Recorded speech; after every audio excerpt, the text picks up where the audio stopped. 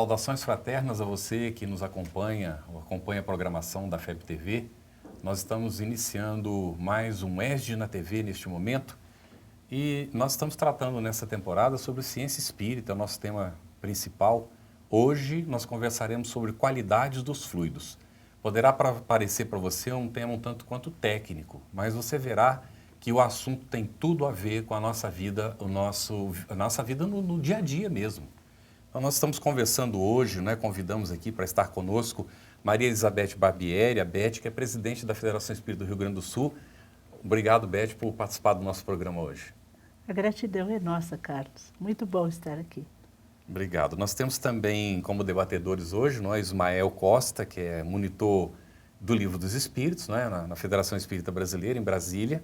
Também evangelizador da juventude e participa de outras atividades na casa, não é, Ismael? Muito bem-vindo. É isso mesmo. Obrigado, Carlos.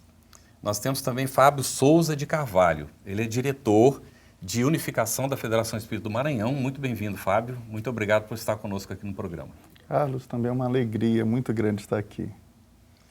E nós vamos iniciar o nosso programa perguntando aqui para a Beth, por que é importante aos encarnados saber da ação dos espíritos sobre os fluidos espirituais? É bem importante nós sabermos a que estamos submetidos e com quem nós estamos em contato. Tá? Considerar a existência do mundo espiritual é fundamental, porque aí nós passamos a olhar a nossa vida numa amplitude muito maior. Muda aquilo que diz no Evangelho, o ponto de vista. Muda o ponto de vista. Porque aí nós sabemos que nós temos um relacionamento não só entre nós, que não só os encarnados interferem e influenciam na economia da minha existência, mas que também há todo um mundo que eu não vejo, mas que eu vou perceber por outras formas de percepção e que influenciam, manipulam os fluidos espirituais, me trazendo sensações, me trazendo emoções, sentimentos e muitas vezes até reflexos orgânicos na minha vida, e que eu vou procurar a causa disto na vida de relação com os encarnados e não vou encontrar. Tá? Então é muito importante nós considerarmos e sabermos desta ação dos desencarnados sobre os fluidos espirituais e o que isso causa na nossa vida. E, Beth, em relação à origem do fluido espiritual, a gente pode entender que existem fluidos espirituais de qualidade boa ou de qualidade má, ou na origem isso não existe? Dessa forma. Os fluidos, na sua origem, eles são neutros. O que vai atribuir aos fluidos uma qualidade desta ou daquela natureza é exatamente esta interferência que os espíritos encarnados ou desencarnados exercem sobre eles, colocando nesses fluidos as características próprias. Tá? Essa percepção de que a Beth falou dilata a nossa visão na condição de encarnados a respeito da própria vida. É como se passássemos a ter um caleidoscópio que nos permitisse alcançar por uma macrovisão o real significado da vida, o real sentido da vida. É como se a minha visão... Não se limita a isso que a gente normalmente vê, Exatamente. É como se o materialismo ele desse espaço para uma visão do espírito e isso mudasse todo o sentido da existência. É por isso que essa percepção de como os espíritos atuam sobre os fluidos, de que, na verdade, os fluidos eles serão bons ou maus de acordo com os nossos próprios pensamentos, que tudo isso passa a influenciar na nossa existência, na nossa qualidade de vida, na qualidade orgânica.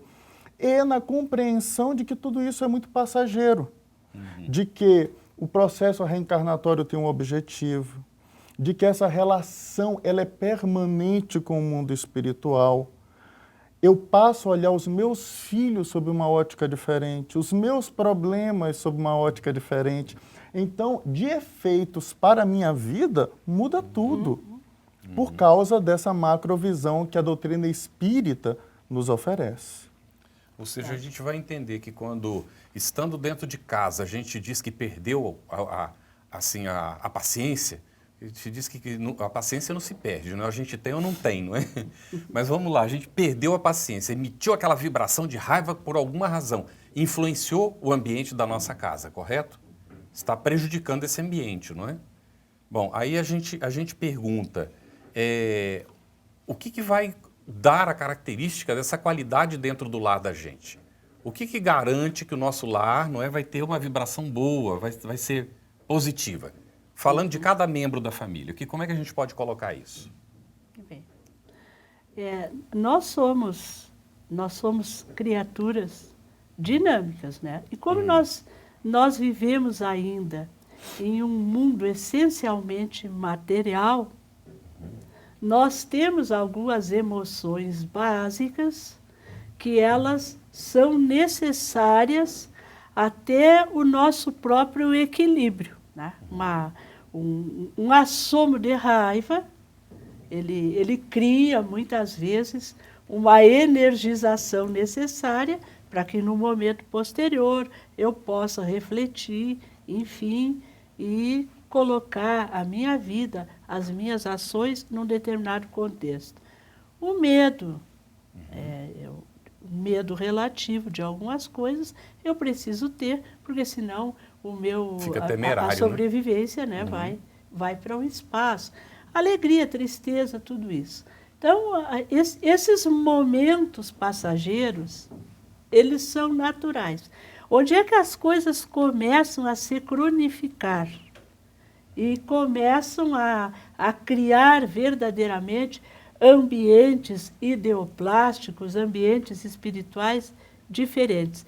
É quando nós passamos a nutrir sentimentos, né? Aí já fugindo dessas emoções que são passageiras, mas nós passamos a estabelecer sentimentos que são mais duradouros, de irritabilidade constante, de impaciência, porque nós termos crises de impaciência é natural nesse processo de desenvolvimento das virtudes. Se os espíritos dizem que a virtude se dá toda vez que nós resistimos ao vício, então esse é um processo de construção. Há momentos que eu terei virtude, há momentos que não terei. Isso é natural. Até conquistar definitivamente. Até conquistar definitivamente. Agora, o ambiente onde nós vivemos, ele se caracteriza pela preponderância daquilo que é mais permanente em nós. Né? Então, isso nós precisamos cuidar verdadeiramente, assim, de termos um nível de equilíbrio nos pensamentos construtivos, na nossa tranquilidade para avaliar as coisas, naquilo que nós expressamos em relação aos próprios familiares, aos nossos vizinhos, porque tudo isso ele vai formar um amálgama no lar. Tá? A gente fica, às vezes, ruminando problemas da política. Aí a gente senta para almoçar ou senta para conversar e fica aquela maledicência. A gente sabe que o político errou, que ele está envolvido num processo de corrupção, mas isso não pode se transformar no dia a dia do nosso lar. Nós temos um papel como cidadãos e nós vamos exercer esses nossos processos de cidadania nos momentos certos, na hora certa, né? Então, às vezes, o negativismo, o pessimismo, a maledicência, a intolerância, isso às vezes se torna lugar comum dentro do nosso lar. E isso efetivamente vai criar um ambiente que se torna hostil. Todos nós aqui já devemos, às vezes, ter tido a impressão de chegar numa casa e querer sair correndo. Porque a gente acaba absorvendo aqueles pensamentos, aquelas ondas, né? Aquela ideoplastia que se forma no lar e os pensamentos gritam, às vezes, né? E ocorre isso também em relação ao plano espiritual, ou seja, é possível a gente descrever um ambiente espiritual onde só se cultivem pensamentos ruins? Sim. Até mesmo porque os espíritos no mundo espiritual, eles podem se reunir, se reúnem por afinidade. No momento em que eu tenho um somatório de vetores, de pensamentos de baixo teor vibracional, é natural que esse ambiente comece a construir plasmas, a construir visões fluídicas que estejam de acordo com o nível da frequência daquele pensamento. Eu percebo que todas as perguntas, elas estão, digamos, encadeadas com a primeira. Porque no momento em que nós compreendemos a importância da ação dos fluidos para nós mesmos, nós também começamos a perceber como precisamos vigiar os nossos pensamentos no lar. Como nós precisamos fazer este movimento que a Beth falou, este esforço, para fazer do nosso lar este local onde os bons fluidos sejam digamos, a preponderância, onde ali seja um centro de emissão e recepção de tudo quanto é bom, alegre, próspero. Daí a necessidade dessa macrovisão que nos faz perceber a necessidade de todo dia pensarmos ao despertarmos de que precisamos ser melhores e fazer da nossa casa um lar de um ambiente agradável, acolhedor. Nós começamos a olhar os nossos filhos não como nossos filhos, mas como espíritos encarnados que estão temporariamente sob a nossa responsabilidade, e quando nós nos sentimos muitas vezes ofendidos por aqueles que amamos, estão sob a nossa guarda, a nossa tutela, o nosso cuidado, a nossa custódia, começamos a pensar, mas o que devo fazer para nem abaixar a vibração? Não responda agora não. Vamos deixar para o próximo bloco, aí a gente continua nesse ponto aí. O que a gente vai fazer? Tá bem? Ok. Voltamos já já, fique conosco.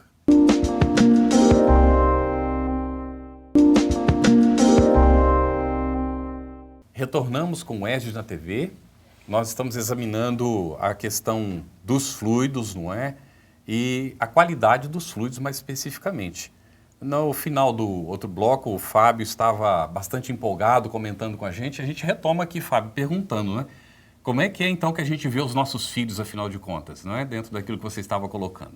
A proposta da doutrina espírita é de que vejamos os nossos filhos na condição de espíritos, na condição de seres reencarnados e que, em razão do esquecimento do passado, nem sempre vão ter essa noção de que são, porque estão ali, para que o processo reencarnatório e o conhecimento da doutrina espírita nos facilita não só ter uma nova visão nossa, quanto à nossa responsabilidade em relação a eles, deles, em relação a eles mesmos e ao mundo, e de como nós devemos fazer ou trabalhar o processo educacional junto agora a esse espírito, tendo a visão de espírito, a fim de que esse projeto seja para ele e não para, dentro de uma visão materialista,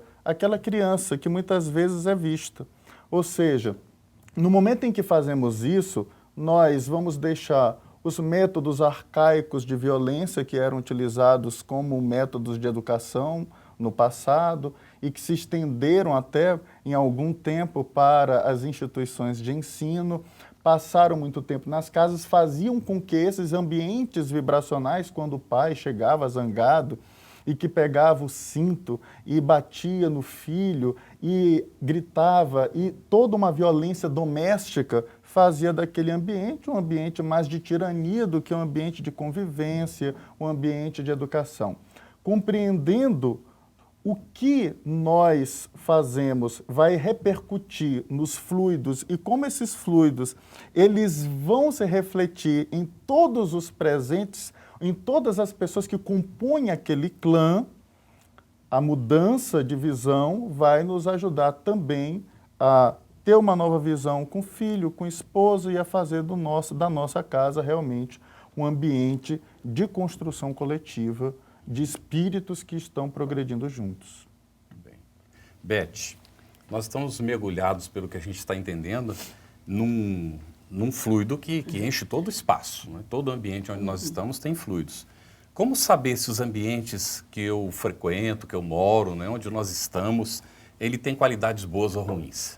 A gente tem a percepção disto, porque a nossa antena, nós somos muito mais, né, um ser que sente do que um ser que pensa. Então, muito antes de racionalizarmos alguma coisa, nós já sentimos. E quando nós chegamos em algum ambiente, imediatamente nós já sofremos aquele reflexo, aquele impacto da natureza do ambiente. Mas eu queria voltar, se me permitirem, na pergunta anterior, que onde o Ismael pergunta se há lugares onde os espíritos, deixa eu ver qual é. Como que, se a gente pode descrever um ambiente onde existem influências negativas. Onde vivem somente espíritos que cultivam maus pensamentos. Uhum. Aqui eu acho importante a gente fazer uma consideração, até em atenção à obra que faz 150 anos agora, que é o Céu e o Inferno. Os lugares onde os espíritos cultivam maus pensamentos, e nós temos aí a descrição de várias colônias espirituais, de vários lugares na espiritualidade, com esta característica. A cidade estranha, aquela cidade que Manuel Filomeno de Miranda narra no Sexo e Obsessão, e outras. Sim. Mas o que a gente não pode esquecer é que mesmo nestes lugares existe uma ambiência também das mentes daqueles espíritos benfeitores e que ficam à disposição da alma que deseja se reerguer dali. É como é que nós vamos trazer isto para uma comparação nossa? Há universos paralelos. Muito bem. Existe o ambiente trevoso que as mentes que estão ali percebem muitas vezes só aquele ambiente.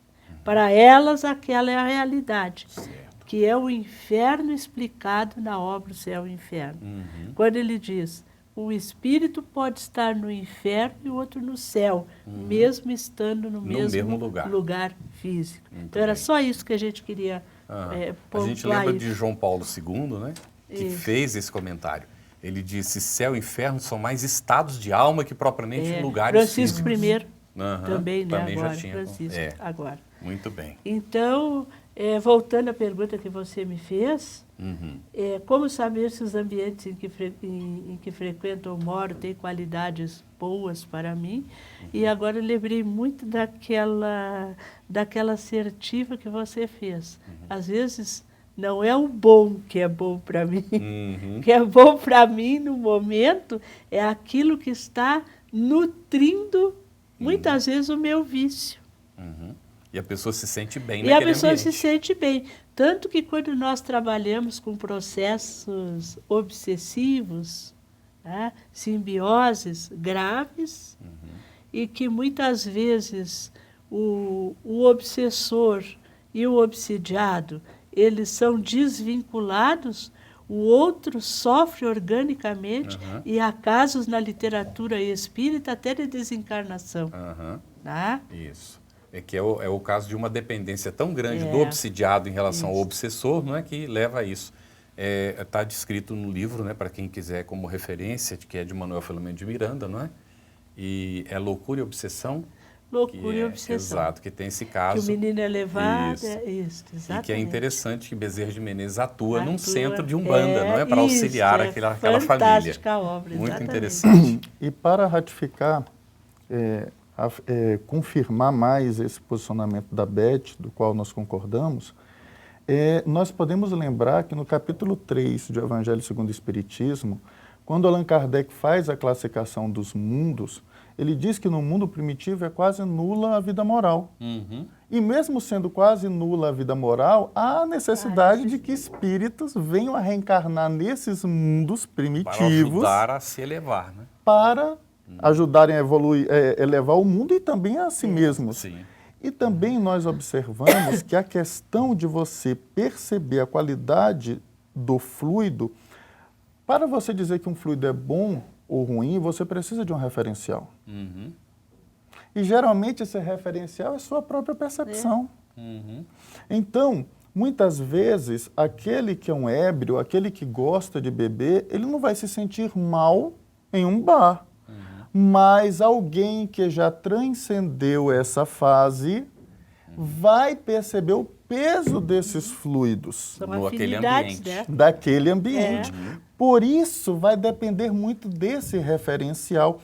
Se a consciência está adormecida ainda, se a consciência já está mais lúcida. E os efeitos dessa influenciação, sendo bons ou maus, eles vão ser percebidos, né, por aquelas pessoas que estão naquele ambiente. Então, é como se a gente tivesse a capacidade de, como antenas, né, muito bem lembrado pela Beth, pudesse perceber essas emanações de todos os matizes, né, e que em uma condição espiritual mais favorecida, nós temos a possibilidade de nos conectar com espíritos benfazejos, espíritos amigos, né? Mas quando estamos ainda numa condição mental mais precária, né, vamos atrair, através da sintonia, esses espíritos mais ainda necessitados. E Né? é Isso, interessante isso, porque a lei divina, ela está gravada na consciência. E Kardec, lá na Gênesis, ele vai complementar, e no coração. Né? Acho interessante isso. Então, mesmo que nós estejamos, às vezes, ainda nesse momento meio adormecido, meio enevoado, mas em dados momentos a gente percebe o quanto nós não estamos conectados com a lei divina. Porque todo espírito tem isso. O que ele não tem, às vezes, é força de fazer Isso, com que muito esse importante. insight se transforme num movimento de transformação. Muito bem. Até que ele tem que chegar à saturação, ao cansaço, né? É que nem é um exemplo muito, muito legal, assim. A gente, quando é criança, às vezes tu quer comer uma coisa e você vai pegando aos pouquinhos, né? Fura a lata de leite condensado lá, que está na geladeira, e vai comendo. Aí o dia que a mãe descobre, ela compra uma lata de leite condensado e te faz comer inteira. Tu nunca mais quer saber. Por quê? Porque tu chegou num momento de saturação. E às vezes nós precisamos disso. De nos saturarmos desses fluidos para que a gente diga, bom, chegou, agora eu quero mudar, né? E aí a gente pergunta, né, para finalizar esse bloco, quase no finalzinho, nós podemos modificar o ambiente fluídico dos lugares que nós frequentamos? Sempre, né? Sempre, né? E como? É só nos dispormos a isto.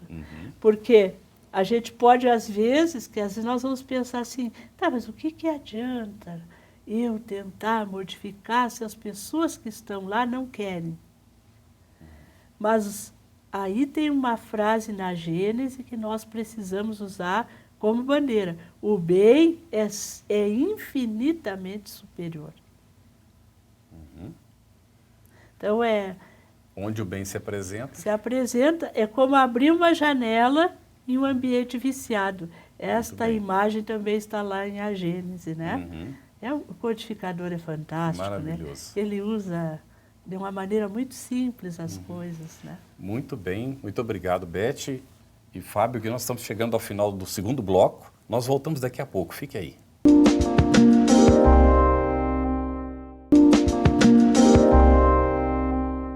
Retornamos com o ESG na TV e nós dissemos no início do programa que esse tema, qualidade dos fluidos, tinha muito a ver com cada um de nós no nosso dia a dia. Eu espero que você esteja concluindo isso a essa altura. Mas esse terceiro bloco vai nos ajudar a entender ainda mais isso, não é, Ismael? É isso mesmo. Pessoal, como é que a gente faz para fazer com que esses fluidos que nos rodeiam sejam sempre salutares? É possível fazer com que eles sejam sempre positivos e salutares? Isso vai depender, é possível, isso vai depender naturalmente das nossas mudanças de pensamento, de comportamento. Quanto mais nós nos aproximamos do nosso destino evolutivo, quanto mais nós nos aperfeiçoamos, mais os nossos pensamentos se aproximam de Deus e, naturalmente, mais os fluidos ao nosso redor vão se tornando, digamos que mais eterizados, mais sutis, mais leves, mais de acordo com o nível de pensamento, com o nível evolutivo que nós abraçamos. O nosso planeta, ele caminha paulatinamente para isso. Ainda é caracterizado por um mal que se sobrepuja ao bem. Ainda é caracterizado por esses fluidos que permeiam essas discussões que a Beth falou, às vezes da política, essas discussões que, de alguma forma, nos colocam em posições antagônicas no que tange ao pensamento religioso, filosófico, político.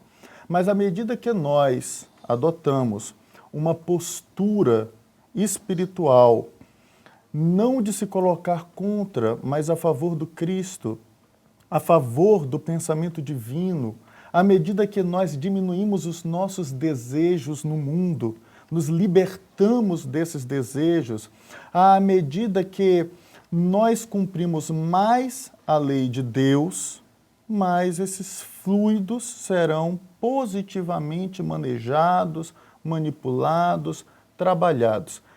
O primeiro fluido que vai, obviamente, sendo trabalhado é o próprio perispírito, tão sensível e que está bem próximo de nós. À medida que nós nos transformamos, ele vai naturalmente... E que acaba tendo reflexo no corpo físico, né? Porque o perispírito influencia o corpo físico. Exatamente. Numa saúde espiritual, física, psicológica... Emocional. Integral. Numa saúde integral. Encontraremos a plenitude da saúde à medida que nós nos aproximamos dessa proposta divina para cada um.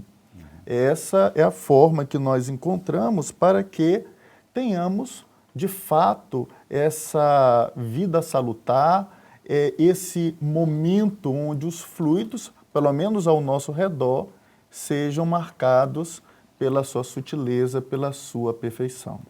Beth, há pessoas que dizem a bares, boates, às vezes até festas de carnaval, para mudar aquele ambiente lá, não é? Eles desejam ajudar as pessoas, os espíritos que frequentam aquele lugar.